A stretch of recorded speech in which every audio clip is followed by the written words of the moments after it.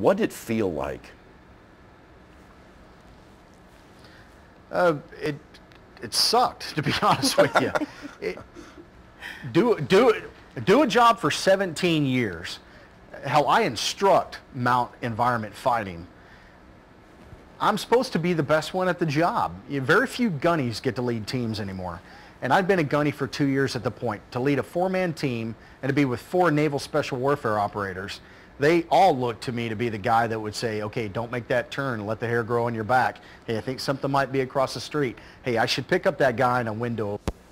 Well, let's talk about your recovery. I read in a news piece that you decided, and I'm paraphrasing here, that well, it ain't growing back. I better get on with it. How did you sort of turn that mental corner? I mean, did you just put on your Marine hat and march right forward, or was there a dark of night period here for you? I can tell you one thing, that Battery died. when he got hurt, to me there was no transition. It sounds weird, right? But there was no transition. There was no dark time. There was no nothing. When they flew him in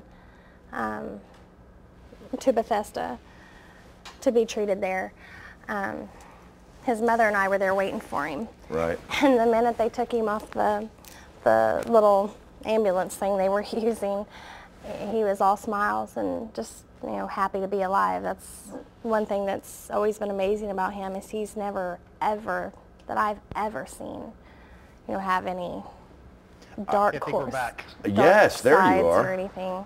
I've never met a Marine gunnery sergeant that was not amazing.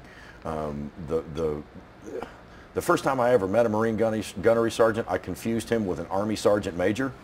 And man, that guy got real big real fast, and I won't tell you what he said to me because we're on camera here. But okay, we're talking with Marine Gunnery Sergeant William Spanky Gibson live in Fallujah. The recovery, your wife says there was never a question about whether or not you were going to get back up and get back into uniform and get moving again, right? No, that's correct. That's correct.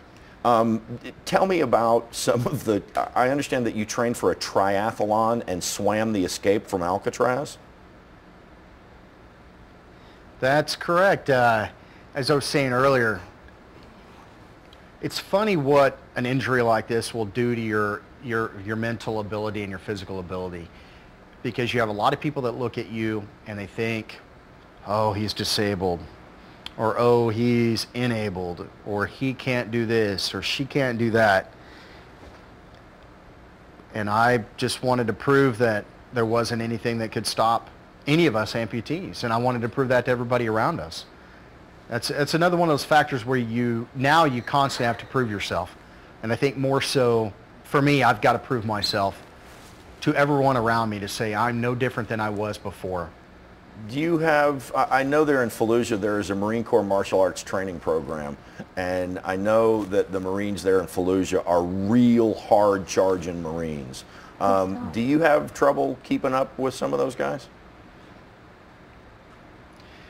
It's not that I have trouble keeping up with them. Now, it's funny you would say that, because my Marines just finished their Greenbelt training this week, and I'm the only Marine out of my section that's not been going 3 days a week to Marine Corps martial arts training. And it's more so because I think they're afraid I'm going to kick them, because there's about 4 or 5 of them that I've kicked with my prosthetic leg, and it's straight titanium. And my roommate, another gunnery sergeant, a guy named Fred Fowler, good friend, known him for a while. He gets sassy with me. He's a big fella, he's a big guy. I'll just kick him right across the shin with my leg. So I think they're probably happy I'm not over there.